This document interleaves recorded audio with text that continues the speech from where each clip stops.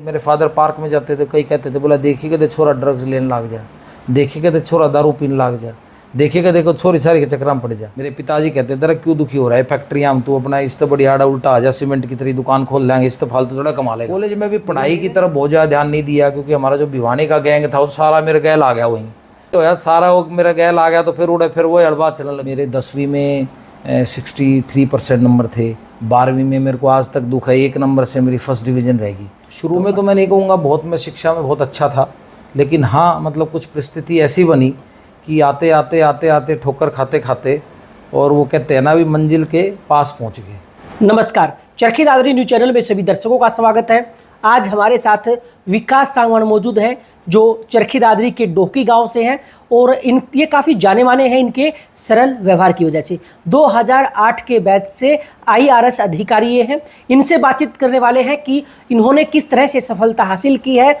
और जो युवा पीढ़ी है उसको किस तरह से ये मोटिवेट करेंगे। Sir, Charkhi Dadri news channel पर आपका स्वागत है। नमस्कार नमस्कार, बहुत बढ़िया विपिन भाई, और आपका तो चैनल मैं देखता रहता हूँ, और मैं ये कहूँ बल्कि दादरी में एक ही चैनल मैंने सब्सक्राइब कर रखा है, क्योंकि आपके चैनल पे सबसे अच्छी बात है सामाजिक चीज़ें भी बहुत आती हैं, हर तरह की। आप स्कूल के बारे में भी बताते हो, शिक्षा के बच्चे कौन सा अच्छा स्कूल है, फिर आपका मैंने देखा है बैटरियों के बारे में बताते हो जी। तो जो है ना बिल्कुल कति मतलब एकदम ग्राउंडेड लेवल पे आप काम करते हो, इसलिए मैं तो बहुत आभारी हूँ आपका कि आप आज के सामने मैं बैठा हूँ और साक्षात्कार करने का मौका मिला आपके साथ मुझे। धन्यवाद आपका। जी शुक्रिया सर। सर, शुरुआती पढ़ाई कैसे रही आपकी?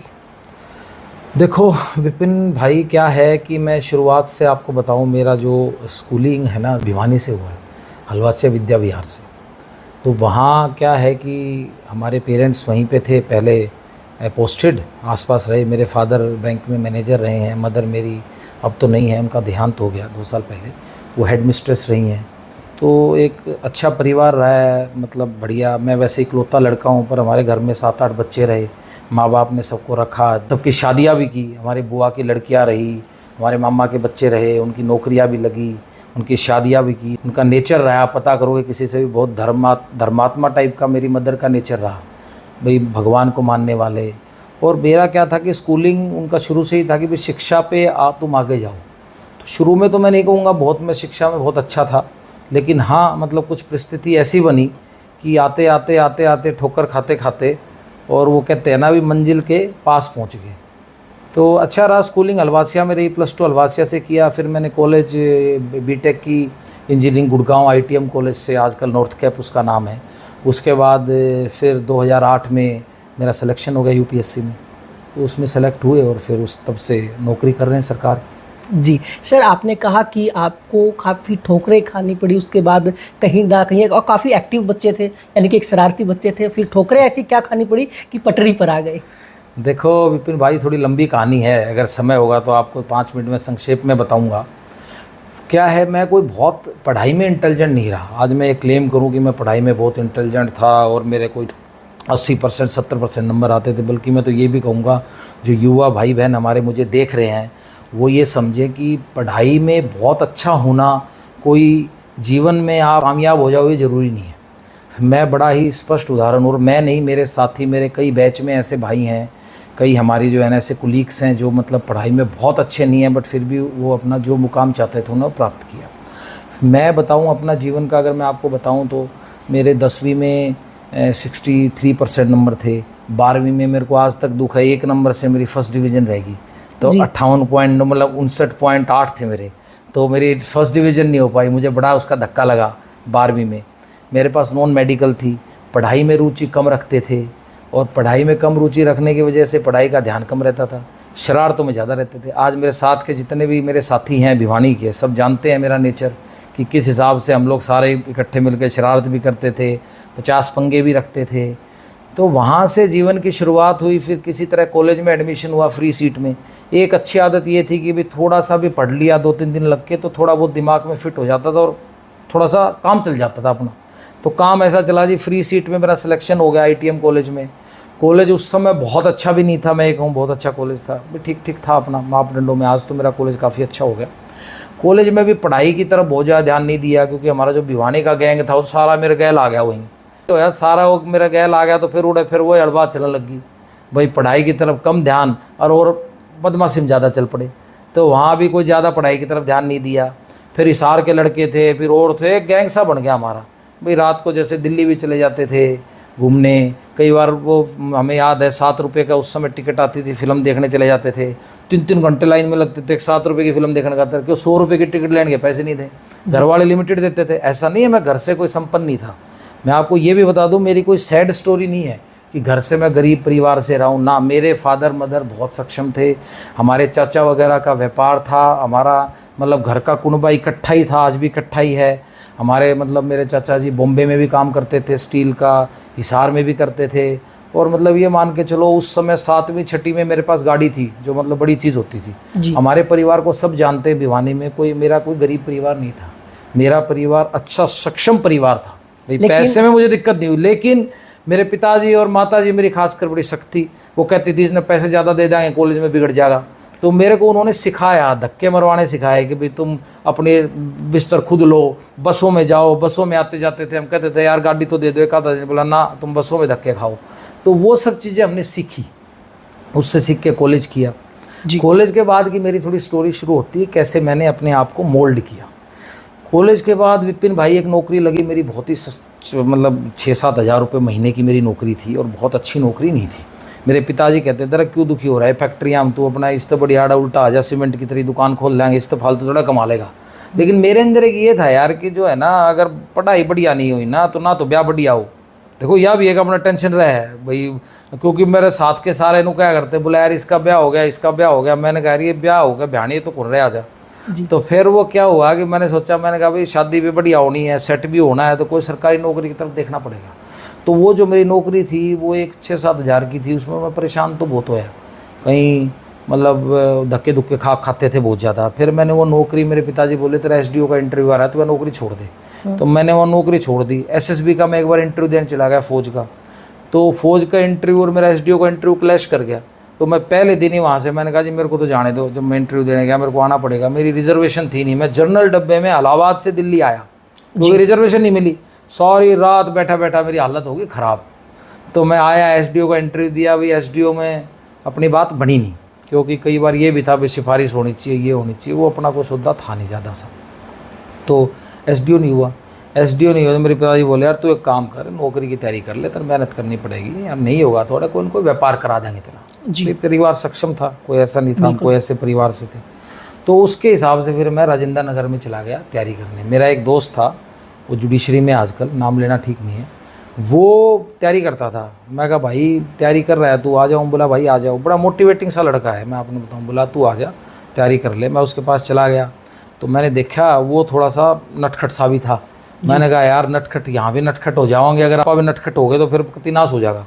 क्योंकि ये पड़ाव जीवन का वो पड़ाव था जिसके अंदर आप रिस्क नहीं ले सकते थे। इससे पहले तो चंचल थे, सारे रिस्क ले लिए, लेकिन अब जीवन पे जिम्मेवारियों का समय आ रहा था मेरा धीरे धीरे। तो मैंने फिर ये सोचा, मैंने कहा भाई लगना पड़ेगा। तो किस्मत से थोड़ा मेरा खाने पीने का शौक आज भी है, हलवा खीर और ये सब। तो मैंने एक बोर्ड लगाया नोटिस बोर्ड पर राजेंद्र नगर में, वाजीराम में, कि भाई मुझे ऐसा मेरा कोई भाई चाहिए हरियाणा का जो खाने पीने में बढ़िया हो। क्योंकि वहाँ एक दिक्कत ये थी, कमरा तो आप ले लो, लेकिन साथ का साथी फिर ये कहे ना भाई कि देखो जी आप तो ज़्यादा खा रहे हो। भाई ऐसे आदमी भी आ जाए, कोई मान लो दूसरी जगह से हो, दूसरे प्रांत से हो, इतना ना खाता हो, तो वह ये भी सोचते थे, बोले यार तू ज़्यादा खाता है, तू कम खाता है। माँ यार ऐसे गैल अपना काम कौन चल रहा है। तो मैं, मेरा एक दोस्त, मैंने बोर्ड लगाया भी हरियाणा का लड़का जो खाने पीने में बढ़िया हो और जिसको कोई दिक्कत ना हो, वो मेरे साथ रूममेट आ जाए। तो एक लड़का आया, वो मेरा बैचमेट ही है, देवेंद्र आर्या, IPS है। तो उसकी वाइफ भी IPS है। तो मैं और देवेंद्र किसी तरह इकट्ठे हो गए, और वो हमारा जोड़ ऐसा बन गया विपिन भाई कि हमारा 3 साल हम इकट्ठे रहे। वो IPS में चले गए, मैं IRS में चला गया।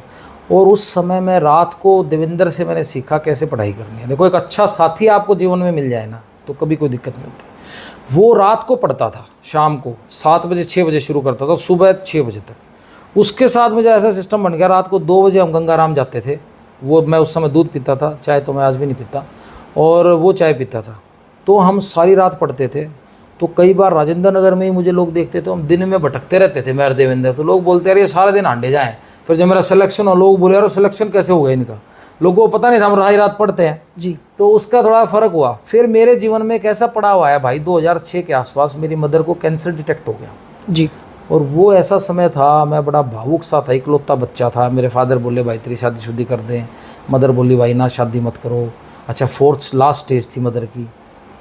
और ये मानो कि भाई बड़ा मैं अकेला रोता था। देवेंद्र का मेरे को बड़ा सपोर्ट मिला। मेरी मदर आती थी बस लेके राजीव गांधी कैंसर हॉस्पिटल, मैं मेट्रो से राजीव गांधी जाता था और मदर को देखता था तो आंसू निकलाते थे। और बड़ा भावुक समय था। मतलब मैं आपको बताऊं, उस समय इतना परेशान हुआ। देवेंद्र ने मुझे बड़ा सपोर्ट किया, भाई ने बोला यार तू चिंता ना कर, बढ़िया सब ठीक होगा, भगवान ठीक करेगा। और वो जो मैंने 2007 का अटेम्प्ट दिया ना विपिन भाई, वो मेरे जीवन का सबसे टफ टाइम था। और मुझे याद है मैं कई बार रो भी लेता था माँ के लिए, और पढ़ता भी था रात भर, और मतलब भारी दुखी था मैं जी। फिर मेरे उससे पिछले अटैम्प्ट में साइकोलॉजी में मेरा सब्जेक्ट एक साइकोलॉजी था, एक पब्लिक एडमिनिस्ट्रेशन था। मैंने इंजीनियरिंग का सब्जेक्ट नहीं लिया। साइकोलॉजी में मेरे नंबर कम रह गए तो मैं जिया सराय गया दुकान पे, माँ भाई मैंने तू साइकोलॉजी की सारी किताब दे दे। वो बोला जी सारी दे दूँ, मैं सारी दे दे। मैंने जो पढ़ाई का मैंने तरीका अपनाया ना, वो इतना बढ़िया है, कभी आपको फिर बताऊँगा, लंबा हो जाएगा, कि वो मेरे को बड़ा काम आया। और उस तरीके से मैं चला। तो मेरे साइकोलॉजी में जब मैंने एग्ज़ाम मेरा क्लियर हुआ 2007 के मेंस में, तो मैंने सेकंड हाईएस्ट नंबर थे मेरे इंडिया में 342। और उसके बाद फिर मैंने अटैम्प्ट दिया उसमें 347। तो मैंने साइकोलॉजी में बड़ा अच्छा किया। और वो मुझे लगता है भगवान भी ना आपको टेस्ट करता है। जो 2007 का मैंने अटैम्प्ट दिया, जब मेरी मदर कैंसर से गुजर रही थी, उस समय आप ये मान के चलो विपिन भाई, मेरा जी जानता है कैसे मैंने एग्ज़ाम लिखा है। और भगवान ने मुझे उसी समय कामयाबी दी। मैं भगवान का शुक्रगुजार। और मुझे क्या लगता है आज तक मेरे माँ बाप ने जो उन बच्चों को, जैसे जो हमारे परिवार के बच्चे थे, 7-8 बच्चे हम रहते थे एक टाइम में एक परिवार में, जहाँ 2 मकान का मतलब 2 कमरे थे, क्योंकि मेरे चाचा जी भी पीछे शिफ्ट हो गए थे, आगे थे वो। वैसे कोई प्रॉब्लम नहीं थी, मैंने आपको बताया पैसे से, लेकिन क्या है बच्चों को रखना, उनका गांव से आते हैं सारे बच्चे बेचारे, कोई मेरे मामा के थे, कोई बुआ के थे, सबको पालना, बड़ा करना, शादियां करनी, नौकरी कराना, नौकरी लगवाना। वो जो उनका संघर्ष और उनका जो एक पुण्य का काम उन्होंने किया ना, वो मुझे लगता है मुझे लग गया। और मैं आज तक अपने आप को बड़ा लक्की मानता हूँ। भगवान ने वो मेरी माता जी का किया हुआ पुण्य आज भी मुझे लगता है। और मेरे जीवन का धैर्य भी एक ही है, मैं आपको आज ये भी बताऊँ कि अपनी माँ के लिए मैं कुछ कर जाऊँ। हम तो पता नहीं कुछ उनका 10% भी नहीं कर सकते, लेकिन कोशिश ये रहेगी कि वो आज नहीं है, पीछे से कुछ ऐसा करके जाएं कि भाई हमारे गांव के आदमी, गुहांड के आदमी ये याद रखें कि भाई ये बच्चे निकल के गए थे और अपने परिवार के लिए इन्होंने किया। जिस मैं आपसे एक बात पूछना चाहूँगा, जैसे आपने कहा कि 2007 में आपकी माताजी भी बीमार थी और ऊपर से पढ़ाई का बर्डन, क्या आप टूटे नहीं उस टाइम पे? क्योंकि आम बच्चे टूट जाते हैं। भाई मैं बता रहा हूँ कैसे टूटूँगा, बुरी तरह टूटा हूँ। मतलब मैं रोया हूँ, मुझे पता है आज लोग कुछ भी, वो समय जो मेरा निकला है ना, लेकिन उसने मुझे लोहा बना दिया। मैं आपको बताऊँ क्यों बना दिया। आज भी मैं एक ही बात बोलता हूँ जी। कोई भी भाई मेरे पास आ जाए, मैं कहता हूँ भाई जीवन संघर्ष का नाम है, मेहनत करते रहो। आपके बारे में लोग कुछ भी बोलेंगे। मेरे पिताजी से आप पूछना, बताएंगे मेरे फादर पार्क में जाते थे, कई कहते थे बोला देखिएगा तो छोरा ड्रग्स लेने लग जा, देखिएगा तो छोरा दारू पीने लग जा, देखिएगा देखो छोरी छारी के चक्कर में पड़ जा। लेकिन मैं अपने गोल से विचलित नहीं हुआ और आज भी मेरा वही नेचर है जो मुझे जानता है। मैं अर्जुन की आँख की तरह निशाना लगाता हूँ, लेकिन अपने प्रयासों में कमी नहीं रहनी चाहिए। वही मैंने किया, रोता भी था, टूटा भी, लेकिन टूट के फिर उठा और कामयाब होकर दिखाया। जी सर, मैं आपसे एक बात पूछना चाहूँगा। आपने कहा कि आपका जो गोल था उससे आप भटके नहीं। उस गोल से बांधे रखने के लिए कुछ ना कुछ चीज़ें होती हैं जो मोटिवेट करती हैं, चाहे परिवार का बैकग्राउंड हो या फ्यूचर हो। ऐसी आपकी लाइफ में कौन सी चीज़ थी जो आप अपनी लाइन से भटके नहीं? देखो भाई, मोटिवेशन तो क्या था, सबसे बड़ा मोटिवेशन तो ये था कि भाई जो परिवार ने एक विश्वास माता पिता ने दिया कि बेटा तू कुछ करके आई हो, उसको किसी तरह कामयाबी हासिल करना, ताकि मैं, जो मेरी मदर इतनी परेशान थी, कम से कम। और सच्चाई भी बताऊँ आपको, जब मेरा सिलेक्शन हुआ ना, मेरी मदर उसके बाद देखो 2022 तक रही वो, जबकि लास्ट स्टेज में था। सब मेरे परिवार के लोग जानते हैं, जो उनको संजीवनी बूटी की तरह मेरी नौकरी ने काम किया। मैं बताता हूँ उनको इतने साल का जीवन भगवान ने दे दिया, क्योंकि वो अंदर से इतनी खुश होगी कोई हद नहीं, मैं आपको बताऊँ जी। तो ये बड़ा, बाकी भाई क्या है, हमारे साथी थे, हम तो मजाक की बातें दूसरी हैं, कहते थे बोला यार नौकरी नहीं करोगे तो ब्याह नहीं होगा और नहीं होगा। तो नौकरी का टेंशन बहुत थी जी, यार नौकरी तो लेनी है। और आप विश्वास नहीं करोगे, 2007 में जब मैं यूपीएससी का मेन लिख रहा था, मेंस लिखते रहे इंटरव्यू के बीच में, मेरा इंस्पेक्टर उस समय एग्ज़ाम निकला था हरियाणा पुलिस का, इंस्पेक्टर सब इंस्पेक्टर ही मैंने भरा हुआ था, मेरा क्लियर हो गया। और क्लियर हुआ ना जब मेरा, तो मेरे को मेरे पिताजी बोले सुधीर हमारे विद्यानगर का लड़का है भिवानी का, नो बोले सुधीर के साथ तू फिजिकल की तैयारी कर ले, क्योंकि मैं इंडिया में उसमें टॉप कर दिया था मैंने दोनों एग्जाम में जी। तो मैं क्या हो गया, वो जब सुधीर के साथ में तैयारी करने गया ना, तो वो 400-800 मीटर भागो, लॉन्ग जंप, मैं तो सोचा मर जाऊंगा भाई, यूँ नहीं हो। मैंने पूरी कोशिश करी भाई साहब, फिजिकल अपने से क्लियर नहीं होना था। मैं तो इसलिए बड़ा मेरा जो है ना, मतलब मेरा तो भाई मैं बताऊं, जो हमारे खिलाड़ी हैं इस बात से आगे कितना वो मेहनत करते हैं, मेरा तो कोई भाई मन खिलाड़ी मिल जाए मैं तो उसके लिए मेरा तो नतमस्तक हूँ। क्यों? क्योंकि वो भाई शरीर से मेहनत करते हैं। सोचो किसी की कमर में लचक आ गई, बेचारा जीवन भर खाता रह जाए। एक खेल में हमारी बहन जो विनेश निकली, उसको पिछले ओलंपिक में एक प्रॉब्लम आ गई थी। इस बार एक बहन थी, मैं नाम भूल रहा हूँ, जिसके हाथ में प्रॉब्लम हो गई थी, वो बेचारी कुश्ती कर रही थी, मतलब जीतती रह गई। ओहो, मतलब मैं तो सच बताऊँ इस मामले में बहुत भावुक हो जाता हूँ कई बार। और मैं तो खुद वो देख चुका हूँ भाई साहब, अपने से फिजिकल परिश्रम नहीं होना था अपन तो। फिर मेरा इंटरव्यू आ गया, मैं कहा पिताजी मेरा तो पंडा छूट गया, इंटरव्यू बढ़िया दे लेंगे, इसमें भगवान मेर रख दे अपने जी। तो भगवान ने मेर रख दी भाई। सर हम जानना चाहेंगे आपकी नौकरी का कैसा एक्सपीरियंस रहा आपको? देखिए ऐसा है भाई विपिन कि मेरे को ये मान लो 2008 से आज मोटा मोटी 15 साल का अनुभव हो गया सरकार का, और बहुत अच्छा मुझे रहा। मैंने विभिन्न जगह काम किया, मैंने आयकर विभाग में किया, इनकम टैक्स में, उसके बाद मैं डेपुटेशन पे गया मिनिस्ट्री ऑफ कॉमर्स, जहाँ मैं बहुत बार भारत सरकार को मैंने कई विदेश दौरों पे रिप्रेजेंट किया, जाने का मुझे मौका मिला भारत सरकार की तरफ से। हम बांग्लादेश गए, इथोपिया गए, कई यूरोपियन कंट्रीज़ में मैं गया हूँ। तो अच्छा अनुभव रहा, मिक्स एंड मैच रहा सारा। देखिए नौकरी में आपको तो सरकार के लिए काम करना है और हर तरह से करना है, कोई समय भी नहीं होता अधिकारी का। तो हमें तो जब नए आए उसके बाद ये मान लो सुबह जब इनकम टैक्स की रेड वगैरह होती थी तो सुबह भी चले आते थे 6-7 बजे और रात तक लगे रहते थे, पूरी रात निकल जाती थी, अगले दिन कंक्लूड होता था, 2-2 दिन भी लगते थे। तो ठीक है, अच्छा रहा अनुभव, बहुत कुछ सीखने को मिला। हमारी बैकग्राउंड भी नहीं थी फाइनेंस की, लेकिन हमें तो पूरा सरकार ने भाई, सरकार ट्रेनिंग पे कम से कम 2 साल इतना पैसा भी लगाती है, आपको पढ़ाती भी है, सिखाती भी है जी। तो वो नेवर एंडेड प्रोसेस है, वो कभी ख़त्म नहीं होता, आदमी सीखता ही रहता है जीवन में। आज भी हम सीख रहे हैं, हम कई बार गांव के बुजुर्ग से सीख लेते हैं, हम बच्चे से सीख लेते हैं, हम किसी अपनी बहन से, माता से सीख लेते हैं। तो सीखने का चलता रहता है प्रोसेस, सरकार में भी सीख ही रहे हैं, हर दिन नया चैलेंज है। मैंने इंजीनियरिंग की, उसके बाद मेरा सब्जेक्ट भी नहीं था, हमने यूपीएससी किया, वो भी सीखा, साइकोलॉजी सीखी मैं कई बार गाइडेंस लेने के लिए लोग आए थे साइकोलॉजी के ऊपर कि बच्चे की चाइल्ड साइकोलॉजी, ये साइकोलॉजी क्या करना चाहिए, करियर के बारे में मैं बहुत लोगों को गाइडेंस देता हूँ, करियर क्या करें, हम MBA करें या लॉ करें या क्या करना चाहिए, बच्चे की ये क्वालिफ़िकेशन है, बच्चे ने ये कर लिया है। तो मैं बहुत लोगों को गाइडेंस देता हूँ, हमारे जो ग्रामीण क्षेत्र से आते हैं उनको बहुत गाइडेंस देता हूँ। तो अच्छा अनुभव रहा, मिक्स एंड मैच, सरकार सिखाती जा रही है, हम सीखते जा रहे हैं। अभी मैं LLB मैंने कर ली, लॉयर भी हो गया मैं जी। तो हमारे जो बल्कि जो वकील भाई हैं उनके साथ हो गया मैं। कभी मौका मिलेगा सरकार से जब सेवानिवृत्त होंगे, मतलब 60 साल के बाद अगर मौका मिलेगा तो भाइयों के साथ काला कोट पहन के काम भी करेंगे जी, और अच्छा समाज को फ्री ऑफ कॉस्ट अच्छी सेवा देंगे। ठीक है, LLM भी मैं कर रहा हूँ, फिर मैं डॉक्टरेट PhD करूँगा, तो पढ़ाई भी मेरा नेवर एंडेड है। तो नौकरी, पढ़ाई, ये सब चलता रहता है भाई, जीवन का चक्र है। पहले पढ़ा नहीं, अब सारा खाना पूर्ति करनी पड़ रही है। पहले कॉलेज तक मौज मस्ती करते रहे, ये सारा कोटा पूरा करना है। सर एक बात अब मैं जानना चाहूँगा आपसे, जब शुरुआती आपकी शिक्षा रही है, आप पढ़ाई से काफ़ी ज़्यादा दूर थे, लेकिन अब आप जब कामयाब हो गए, IRS अधिकारी आप बन गए, उसके बाद पढ़ाई में कैसी रुचि पैदा हुई आपकी? देखो भाई, जीवन के थपेड़े सारी रुचि क्रिएट कर देते हैं। अगर सही मायने में पूछो तो कोई नहीं पढ़ना चाहता, मैं एक जो मेरा बड़ा जिक्र है। लेकिन मैं आपको एक बात बताता हूँ, ये आपने सही सवाल पूछा। मैं पहले 1 घंटे पढ़ना मेरे लिए महाभारत था। जो मेरे साथी है ना, मैं नाम भी बता सकता हूँ उनके, आप किसी से पूछ लेना जो मेरे साथ पढ़े, वो सारे कहेंगे भाई ये तो कतई नहीं पढ़ा करता। लेकिन मैंने जो आपको बताया ना, एक तो अच्छा साथ, जब आपका पड़ोसी साथी पढ़ने लग रहा है तो आपका नूजी कर जाए यार पढ़ ही ले।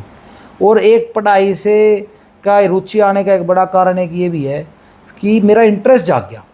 जैसे मेरा बड़ा इंटरेस्ट रहता है, मैं आपको बताऊं, कॉन्स्टिट्यूशन में। मेरा जो बेटा है ना 10 साल का है, 11 साल का हो गया अब तो, उसका भी बड़ा इंटरेस्ट है, वो मेरे साथ डिस्कशन करता है, मैं उसके साथ डिस्कस ये चीज़ करता हूँ। आप उससे कॉन्स्टिट्यूशन का कुछ भी पूछ लो, आप उससे मुगल्स पूछ लो, हिस्ट्री पूछ लो, क्योंकि मेरी वाइफ है मनीषा सांगवान, वो हिस्ट्री की प्रोफेसर रही हैं, तो वो हिस्ट्री में उससे डिस्कस करती रहती है। तो मेरे बच्चे को तो 11 साल के बच्चे को मुगल से लेके और सारी हिस्ट्री पता है। मेरी जो दादी का मतलब अंतिम संस्कार के बाद जब बैठे थे हम, तो कई हमारे गांव के हमारे दादा वगैरह हैं, वो उनके साथ बैठे, तो उन्होंने जब इंटरेक्शन किया ना मेरे बेटे से, जब तो ये कम साल का था, जब बोले यार ये तो 6 साल में कमाल कर रहा है, तो वो हमारे डिस्कशन में उससे करता रहता हूँ। मैं कहता हूँ भाई पढ़ाई में 6 नंबर कम आ जाए, लेकिन एक मतलब जो कहते हैं ना, जैसे न्यूज़पेपर पढ़ना, ये पढ़ना वो ज़रूरी है। तो मेरा इंटरेस्ट जाग गया पढ़ाई में, आज भी मेरा इंटरेस्ट जागा हुआ, जब भी पढ़ पाते हो। अब ज़बरदस्ती पढ़ाई नहीं कर सकते, इंटरेस्ट नहीं जागेगा तो नहीं पढ़ सकते। तो मेरा एक इंटरेस्ट जाग गया विपिन भाई, और कॉन्स्टिट्यूशन में इनमें तो मेरे को बड़ा मज़ा आया। मुझे याद है, मुझे एक एक आर्टिकल ऑफ कॉन्स्टिट्यूशन मुझे टिप्स पे रहता था। मैं अपने कमरे के अंदर लगा लेता था वर्ल्ड का मैप, एक एक कैपिटल, एक एक सिटीज़, एक एक लेक्स, रिवर्स कहाँ से जा रही हैं, एक एक कॉन्स्टिट्यूशन का आर्टिकल। डी बख्शी की किताब आती थी, मुझे याद है, लक्ष्मीकांत की किताब आती थी पब्लिक एडमिनिस्ट्रेशन की, एक एक article I used to remember by heart. मेरे को एक एक चीज़ पता थी कॉन्स्टिट्यूशन की, और वो भी नॉर्मल आर्टिकल नहीं कि 326 क्या है, 324 आर्टिकल क्या है, 324 1 क्या है, 324 2 क्या है, 324 3 क्या है, 19 क्या है, अगर फ्रीडम ऑफ स्पीच है 19 1 ए, 19 1 बी, 1 सी, ऐसे तक मुझे याद रहता था। और करना भी पड़ता है, जब आप यूपीएससी जैसा एग्जाम करते हो तो you have to learn everything by heart. ऐसे नहीं चलता कि आपको कुछ याद नहीं करना, सब करना पड़ता है। जी सर, जैसे कि आजकल आपको पता होगा काफ़ी बच्चे जो है वो पढ़ाई से दूर हो चुके हैं या हो रहे हैं, धीरे धीरे नशे की तरफ जा रहे हैं, और बच्चों को किस तरह से आप गाइड करेंगे कि वो धीरे धीरे पढ़ाई की तरफ अग्रसर हों? देखो भाई, कौन कैमरा नाम लेना ठीक नहीं है, हमारे बहुत बच्चे हैं जो मेरे से संपर्क में हैं, और हमारा एक अच्छा ग्रुप बना हुआ है इंटेलेक्चुअल्स का, सारे ऑफिसर्स ही हैं, हरियाणा के भी हैं, आउट ऑफ हरियाणा भी हैं, पंजाब काडर के भी हैं, मध्य प्रदेश काडर के IAS IPS, एक अच्छा ग्रुप बना हुआ है हम लोगों का। और हम लोग उस ग्रुप में जो भी नया बच्चा आता है, कोई IAS करना चाहता है, HCS करना चाहता है, उनको हम इंटरव्यू भी देते हैं, इंटरव्यू भी लेते हैं, उनको हम गाइडेंस भी देते हैं, हम मेंटर भी कराते हैं। जैसे आपका सिलेक्शन हो गया इस साल, तो आपके साथ एक नया युवा बच्चा अटैच कर देंगे, भाई तू इसको मेंटर कर बच्चे को, जी ठीक है। तो ये सब हम काम ऑलरेडी कर भी रहे हैं। और दूसरा जो नशे के जो वो बात बता रहा हूँ, वो हमारे समाज में मैंने देखा है, मैं तो गया हूँ गाँव में, ये एक बड़ी भारी समस्या है। और इस समस्या को दूर खुद वो इंसान ही कर सकता है जो इस समस्या से ग्रस्त है। अगर कोई ज्ञान देता है ना, तो वो ज्ञान मैं मानता हूँ गलत है। क्योंकि क्या है, जब तक आपके अंदर खुद से नहीं जागेगा ना कि मुझे यार शिक्षा में ध्यान देना है, मैं तो बोलता हूँ सभी भाइयों को, हमारी बहनों को जो किसी उससे हैं, कि आपके पास ये मौका है जीवन का, सबसे आसान जो चीज़ है ना वो पढ़ाई है, उससे आसान कुछ नहीं है। और मेरे एक लाइन याद कर लो, मुझे कई बार किसी स्कूल कॉलेज में मोटिवेशन लेक्चर के लिए बुला लेते हैं, मैं मोटिवेशन स्पीकर भी हूँ। मैं एक ही कहता हूँ, जो जीवन है ना आपका, वो मैराथन रेस है। मैराथन नहीं होता जैसे, जी आखिरी का राउंड बड़ा जरूरी है। शुरू में आप तेज बाज लो, मेरा छोरा 80% लिया है, 90 लिया है, भाई बहुत होशियार, भाई बहुत होशियार, वो होशियार की जान दियो निकाल टेम ताई, वो रट्टी किताब पढ़े जाएगा और कड़े जाएगा। मुझे पता है पढ़ना कैसे। मैं कहता हूँ कि आप जो है ना, थोड़ा सा पढ़ाई के ऊपर एक दिन फिर आपसे चर्चा करेंगे कैसे पढ़ाई हमें करनी चाहिए। पर मैं कहता हूँ पढ़ाई से आसान कोई चीज़ नहीं है, और बच्चों को आगे आके शिक्षा की तरफ ध्यान देना चाहिए। 2 साल मेहनत कर लो, 3 साल कर लो, नौकरियाँ दुनिया भर की हैं। कोई ये कहता है ना नौकरियाँ नहीं है, वो भरी पड़ी है नौकरियाँ, लेने वाले चाहिए, लेकिन मेहनत करनी पड़ेगी। मेहनत बिल्कुल भी, मेहनत से कुछ नहीं मिलता। को सोचो बिना मेहनत हो जाएगा ना। जीवन में मेरा यही है भाई, मेहनत करो, लगे रहो। अर्जुन की आँख की जैसे थी ना, मछली की आँख के ऊपर अर्जुन का निशाना था, वो निशाना रखो, आपको कामयाबी मिलेगी ही मिलेगी। आप कुछ भी कर लो, चाहे अगर कोई भाई मोबाइल की रिपेयर की दुकान है, मेहनत करेगा वो ऊपर जा सकता है। कोई प्लम्बिंग का काम सीख गया, मेहनत करेगा ऊपर जा सकता है। और हमारे ITI बच्चे हैं, भाई हैं, ITI भाई हैं, उनके पास बड़ा अपॉर्चुनिटी है जी, वो सीखें उस चीज़ को, अंदर घुसें, और कोई उसमें स्काई इज़ द लिमिट। मैं ये कहता हूँ मेहनत करो बस। सर एक बात और है, आपका जो डिपार्टमेंट है जिसमें आप काम करते हैं, लोग इस डिपार्टमेंट डरते बहुत हैं, ऐसा क्या कारण है? देखो भाई, ऐसा है, डरता वो है जो कर की चोरी करता है। जी मैं आपको बताऊं, बड़ा स्पष्ट शब्द में बताता हूँ। हमारे यहाँ एक समस्या है समाज में, हम लोग नॉर्मली सरकार को या कोई भी ऑर्गेनाइजेशन उसको क्रिटिसाइज़ करते हैं कि भाई सरकार ने ये रोड नहीं बनाया हमारा, सरकार ने बिल्डिंग नहीं बनाई, सरकार ने कॉलेज नहीं बनाया, सरकार ने अस्पताल नहीं बनाया। आपको रोडों पे 1000 लोग दिख जाएंगे आपको अपने शहर में भी, जो झंडा उठा के बस नारा लगाएंगे, प्रोटेस्ट करेंगे सरकार के खिलाफ। सरकार ने कॉन्स्टिट्यूशन में राइट टू प्रोटेस्ट दिया है, आप करो प्रोटेस्ट, पीसफुल प्रोटेस्ट करो, अंडर लॉ करो, आप सारा करो, उस पर कोई मनाही नहीं है, वो आपका राइट है, अधिकार है, सबको है, वो करना चाहिए अगर आपको लगता है कोई चीज़ गलत है तो। लेकिन उसी कॉन्स्टिट्यूशन में वो लोग भूल जाते हैं, कभी आप सवाल पूछना, भाई फंडामेंटल ड्यूटीज़ भी है। जी आर्टिकल 51 है, अगर मैं गलत नहीं हूँ, आपके वकील भाई तो सब जानते हैं, दादरी में बड़े समझदार वकील हैं। आर्टिकल 51 है। आर्टिकल 51 हमें बोलता है फंडामेंटल ड्यूटीज़। हमारी ड्यूटी क्या है? सरकार को ये नहीं हम पंचिंग बैग की तरह पंच करते रहें और फिर सरकार को, सरकार ने ये नहीं किया, हमारा स्कूल ख़राब कर दिया, हमारे स्कूल में काम नहीं किया, सरकार ने हमारा अस्पताल। सरकार की जिम्मेवारी है, सरकार उससे भागती नहीं। लेकिन आपकी क्या है? आप उन लोगों से सवाल पूछो, आपने क्या किया सरकार के लिए? आपने अपनी फंडामेंटल ड्यूटी पूरी की? फंडामेंटल ड्यूटी में एक बहुत महत्वपूर्ण ड्यूटी इंश्राइंड नहीं है, लिखी नहीं हुई उसमें, लेकिन नेशन के बिल्डिंग के लिए आपको काम करना है जी। वो कैसे होगा? उसी कॉन्स्टिट्यूशन में सरकार को प्रावधान दिया है, स्टेट को दिया है कि वो आपसे टैक्स कलेक्ट करेगी जी। समझो। अब टैक्स कोई ऐसा तो है नहीं सरकार तो मशीन है, नू कह दें लोग, बोला जी ये स्कूल महाराज सीख नहीं बना, तो भाई सर स्कूल के लिए पैसा भी आना चाहिए। सरकार के पास पैसा होगा जब भी तो देगी, या तो तुम गोश्त दे दो। भाई सीधे मुद्दे की बात है, सरकार पैसा कहाँ से लाएगी? जब आप टैक्स दोगे। जब आप टैक्स नहीं दोगे तो कहाँ से लाएगी?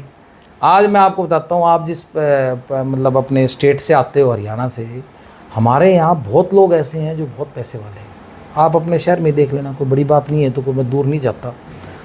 लोगों के पास अथाह पैसा है, पर कितने लोग आयकर रिटर्न भरते हैं? आप कभी निकालना, कितने लोग टैक्स भरते हैं? आप पूछा करो। आप ये जब भी इंटरव्यू लेते हो ना, सबसे पहले सवाल ये पूछो जी आपने टैक्स कितना भरा, ये बताओ जी। जो भी आपके पास इंसान आते हैं उनसे पूछा करो। अभी तो चलो मतलब आपको पता भी लग जाता है, आजकल तो ऑनलाइन भी लोग सब अपनी डिटेलें वगैरह डालते हैं, पर आप लोगों के अंदर ये जागरूकता जगाओ। मैं तो आपसे भी कहूँगा, भाई आपने रिटर्न कितनी भरी है अपनी, आपने सरकार को टैक्स कितना दिया? गाड़ी तो बड़ी बड़ी ले रहे हैं सारे और सारी चीज़ कर रहे हैं, सारा माहौल भी बना रखा है, लेकिन टैक्स कितना दिया? नील बटे सन्नाटा। आप उनकी रिटर्न देखना। तो हमारी जिम्मेवारी भी है कुछ सरकार के प्रति। सरकार बोलती है टैक्स दो तो हम आपके लिए काम करेंगे। अब सरकार कहाँ पीछे हटती है? बताओ, सरकार ने इतने काम किए हैं। आप भारत सरकार के देखो कितने रोड, आपको पता है कितने रोड बने हैं, कितना इंफ्रास्ट्रक्चर डेवलप हुआ। कहाँ से आया वो पैसा? वो पैसा आसमान से तो आया नहीं है जी। भाई सरकार कहती है टैक्स दो, तो भैया टैक्स दो, आपको कोई डर नहीं। और अगर सूखा सूखा रोड़ा करोगे तो उसका कोई फायदा भी नहीं। आप सरकार के लिए काम करोगे, सरकार आपके लिए करेगी। हाँ, वहाँ फिर आप सवाल उठाओ।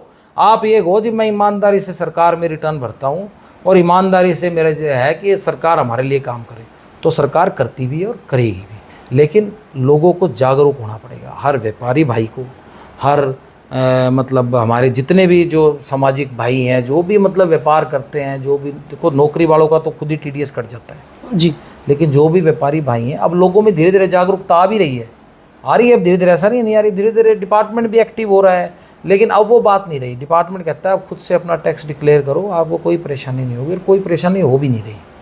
मतलब उससे परेशान वही हैं जो अपना नैतिक कर्तव्य भूल कर और ब्लैक मनी धीरे धीरे सेव करते हैं सरकार से छुपा कर। एग्जैक्टली यही है बिल्कुल। आप सरकार को टैक्स दो, आप सरकार को टैक्स दोगे तो सरकार क्यों आपको परेशान करेगी? मतलब ही नहीं। जी।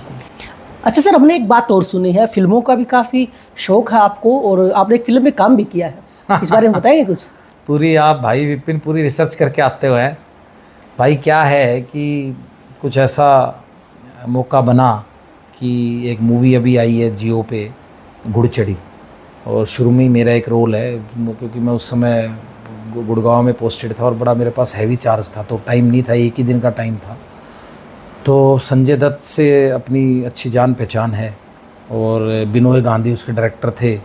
तो एक दिन संजय भाई बोले यार हमें एक आर्म्ड ऑफिसर की एक रिक्वायरमेंट है और गोल्फ कोर्स का सीन है जयपुर में, आप आ जाओ, एक दिन का टाइम लगेगा। मैंने कहा मैंने तो कभी किया नहीं, लेकिन हाँ ठीक है कोशिश करते हैं जी।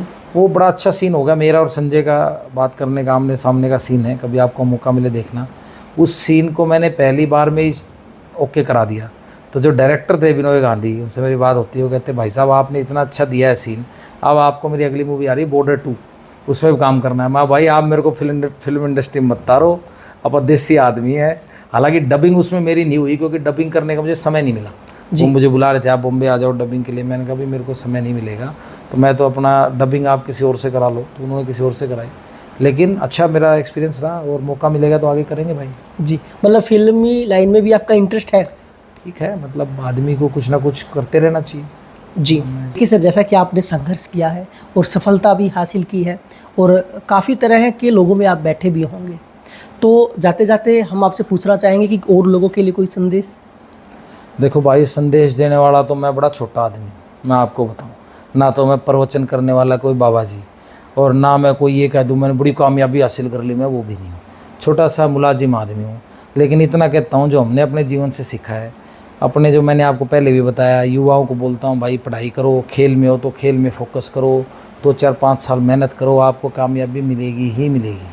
और बाकी जो हमारे नौजवान हैं, जो नौकरी पेशे वाले हैं, जो व्यापारी हैं, नौकरी पेशे वाले तो बेचारे वैसे ही अपना सारा रिटर्न भर देते हैं। व्यापारियों से मेरी हाथ जोड़ के गुजारिश है, अपना वही इनकम टैक्स समय पे दो। आप दे भी रहे हो, ऐसा नहीं है नहीं दे रहे, सब ईमानदारी से देते हैं। और ज़्यादा बढ़ चढ़ के हिस्सेदारी करो इसमें। जो हमारे भाई नहीं दे रहे हैं आज, उनको भी मेरी ये रिक्वेस्ट है, भाई आप भी आगे बढ़ के दो, क्योंकि कर चोरी करना भी अपने आप में एक भारी जुर्म है जी। आज हम एक उंगली किसी पे लगाएं, 4 अपने पे आती है। ठीक है मेरी बात जी। ये भी एक तरह का सबसे घोर भ्रष्टाचार है, मैं आपको बताऊं। तो इस चीज़ से सब भाई बचो। देश को हमने आगे लेके जाना है, और देश आगे जाएगा तो हम भी सब साथ आगे जाएंगे। यही मेरा संदेश है सबसे भाई। इसी के साथ आपका बहुत बहुत धन्यवाद। आपने मेरा जो है ना साक्षात्कार किया। काफ़ी समय से आप भी कोशिश कर रहे थे, समय नहीं मिल पा रहा था, लेकिन आज चलो इस बहाने आपसे मुलाकात होगी। और आपके कैमरामैन भाई का भी बहुत बहुत धन्यवाद। जैसा कि इस वक्त हमारे साथ विकास सांगवान जुड़े हैं, जो चरखी दादरी के डोकी गांव के हैं। ये 2008 के IRS अधिकारी हैं। इनका कहना है कि इन्हें कड़ी मेहनत करनी पड़ी है इस सफलता को हासिल करने के लिए, और जो युवा हैं उनको प्रेरित करते हुए इन्होंने कहा है कि आप अपने जीवन में कड़ी मेहनत कीजिए, आपको सफलता अवश्य मिलेगी। इसके लिए इन्होंने समाज को जागरूक करते हुए भी कहा है कि आप अपना इनकम टैक्स जो रिटर्न है समय पे भरिए, ताकि आपके इनकम टैक्स जो आप जमा करवाते हैं उससे देश का भी विकास हो सके और आपका भी विकास हो सके। अगले एपिसोड में किसी और अधिकारी के साथ आपसे रूबरू होंगे। चरखी दादरी न्यूज़ चैनल के साथ जुड़े रहें, खबरों का सिलसिला जारी रहेगा।